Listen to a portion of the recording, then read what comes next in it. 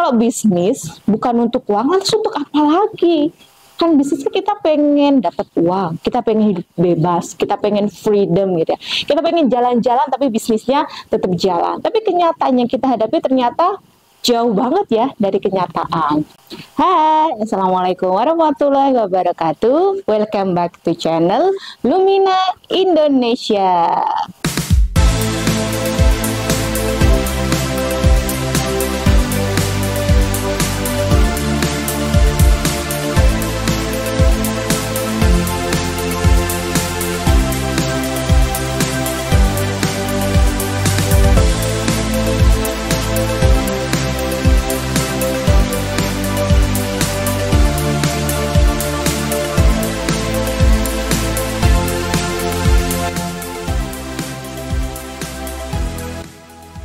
Halo sahabat semuanya, siapa nih yang di sini sudah berbisnis berkali-kali, sudah mencoba berbagai cara, sudah ikut mentoring, sudah ikut coaching, atau sudah ikut consulting dan lain sebagainya, tapi bisnis yang sahabat bangun selalu menemui kegagalan. Kata orang, dengan kita mengikuti path sukses dari pembisnis yang lain, itu membuat kita lebih mudah untuk mencapai keberhasilan kita.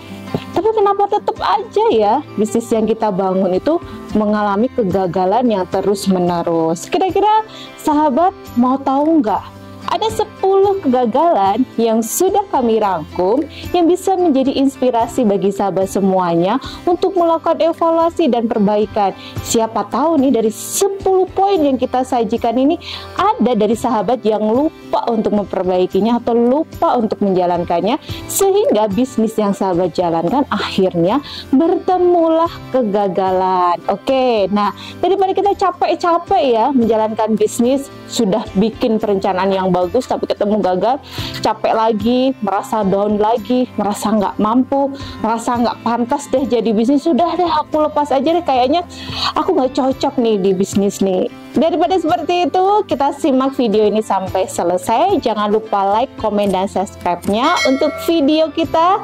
Ini dia 10 yang membuat kita gagal dalam bisnis. Sebelum kita berbicara nih ya, 10 kesalahan fatal yang menyebabkan bisnis yang kita bangun menemui kegagalan, kita perlu ya sama-sama memahami ya sahabat semuanya, makna dari gagal sendiri itu apa. Sebenarnya gagal ini adalah kondisi di mana kita tidak bisa mencapai sesuatu harapan atau tujuan yang kita tetapkan. Bisa jadi nih, menurut kita merasa gagal sama sekali ya dalam menjalankan bisnis. Tapi yang orang lain lihat, wow, keren banget ya, kita masih punya bisnis atau bisa bertahan ya. Nah, perbedaan persepsi dan sudut pandang ini yang menyebabkan perbedaan makna dari gagal. Jadi sebelum melangkah, alangkah baiknya sahabat mulai sejenak ya memikirkan kegagalan versi sahabat ini karena apa? Apakah karena bisnisnya ini gonta-ganti jadi saya merasa gagal? Apakah karena sahabat merasa saya bisnis ya pengen profit yang gede, pengen profit yang banyak, tapi ternyata nggak profit sama sekali? Tapi di sisi lain bisnis sahabat tetap hidup tuh, tetap bisa bayar karyawan, tetap bisa bayar supplier, sahabat tetap bisa menghadirkan produk juga untuk konsumen. Hanya bedanya sahabat nggak punya profit yang sesuai dengan keinginan sahabat. Atau yang ketiga, sahabat ini ketika punya bisnis yang dia berharap memberikan manfaat yang banyak banget ke orang lain, berharap bisa merekrut ribuan, mungkin ya 10 ribuan atau ratusan karyawan. Dengan sahabat menghadirkan satu lapangan pekerjaan atau unit bisnis ini, ternyata sahabat hanya bisa merekrut 10 atau 15 karyawan dan sahabat hanya bisa mempertahankan nih 15 karyawan ini sepanjang bisnis sahabat semuanya. Atau sahabat juga pengen bisnisnya jangka panjang nih, bisa 5 tahun, 10 tahun, tapi ternyata setiap berjalan 1 tahun bisnisnya ini udah take over ya, udah shutdown gitu ya, sudah die atau mati, dan akhirnya harus berganti bisnis yang lain. Karena dengan sahabat bisa mengidentifikasi kegagalan yang sahabat miliki, sahabat akan bisa menentukan solusi terbaik dari kegagalan yang sahabat miliki. Karena dari setiap kita yang memiliki jenis kegagalan yang berbeda, tentu memiliki cara atau solusi yang berbeda. Ini juga tidak jauh berbeda ya sahabat semuanya dengan kita sakit. Setiap orang mungkin sama ya, sakitnya sakit kepala misalnya. Tapi sakit kepala ini kan macam-macam ya, bisa karena migrain, vertigo, bisa terjadi karena darah rendah, darah tinggi, dan yang lain sebagainya. Dan kita tahu nih, apa sumber penyakit di kepala kita ini, kita akan bisa memilih jenis pengobatan yang tepat untuk menyembuhkan penyakit yang ada di kepala kita atau di bisnis kita. Dan ini yang disebut sebagai kegagalan yang paling pertama, karena kita tidak bisa mengidentifikasi jenis kegagalan yang kita miliki, atau bisa jadi yang kita anggap itu gagal ternyata bukan kegagalan. Lalu yang kedua adalah kita salah dalam menetapkan tujuan membangun bisnis.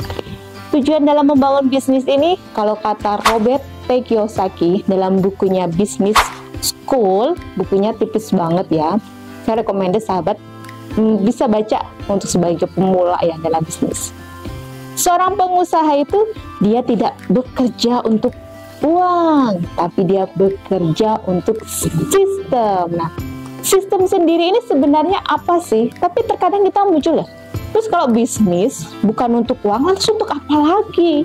Kan bisnisnya kita pengen dapat uang, kita pengen hidup bebas, kita pengen freedom gitu ya. Kita pengen jalan-jalan tapi bisnisnya tetap jalan. Tapi kenyataan yang kita hadapi ternyata jauh banget ya dari kenyataan.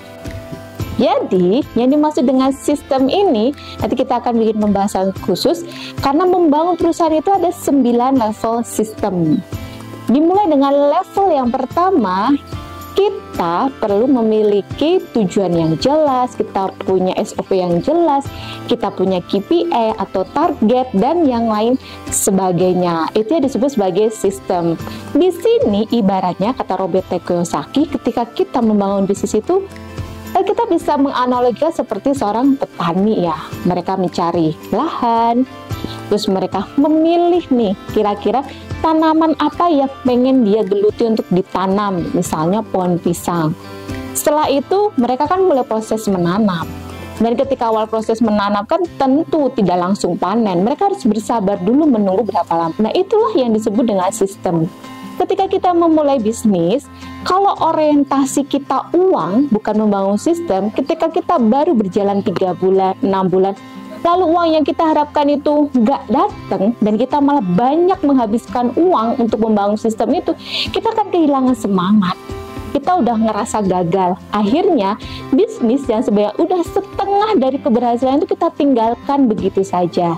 Itulah perbedaan tujuan dalam bisnis kita antara mengejar uang dan membangun sistem. Kesalahan fatal yang ketiga adalah menjadi seorang pembisnis yang terlalu mudah percaya. Terlalu mudah percaya ya sahabat semuanya. Ini memang beberapa orang itu secara natural mereka memiliki bakat untuk mudah banget percaya sama orang, dan susah banget untuk berpikiran tidak baik dengan orang ya. Berpikiran tidak baik maksudnya dia melihat orang lain itu sebaik seperti dirinya sendiri. Maksudnya gimana lagi nih gitu ya, saya itu mau membantu orang, ketemu dengan orang itu saya nggak ada niatan buruk sama sekali misalnya gitu ya. Ya saya pure natural pengen menolong, pengen membantu, pengen menunjukkan hal yang baik. Jadi setiap dia ketemu dengan orang, dia akan selalu membawa mindset ya, kepercayaan itu bahwa orang yang dia temuin itu sama baiknya dengan dirinya. Padahal ya, yang kita ketahui semuanya di dunia ini ada orang-orang yang tidak seperti itu. Mereka bisa jadi mendekati kita, ketemu dengan kita karena memiliki motif atau keinginan tertentu. Atau bisa jadi ketika mereka punya motif yang baik ya, yang awalnya kita lihat, tapi dia menyembunyikan hal-hal lain yang tidak baik ketika akhirnya. Dan ini bukan menjadi hal yang dirahasiakan ya sahabat semuanya, karena banyak bisnis ataupun pekerjaan yang lain yang ternyata dia menjadi gagal karena kita terlalu mudah percaya dengan orang.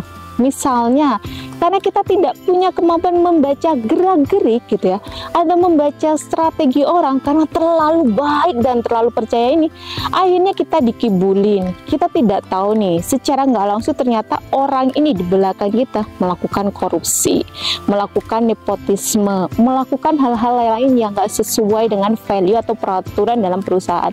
Terus parahnya lagi, ini kita nggak tega untuk memecatnya atau memberikan konsekuensi atau punishment dari kesalahannya.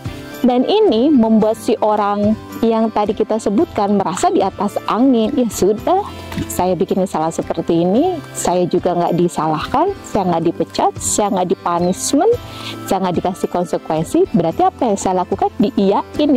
Artinya yang saya lakukan, atasan nggak punya power ini untuk menghentikan kesalahan yang saya lakukan.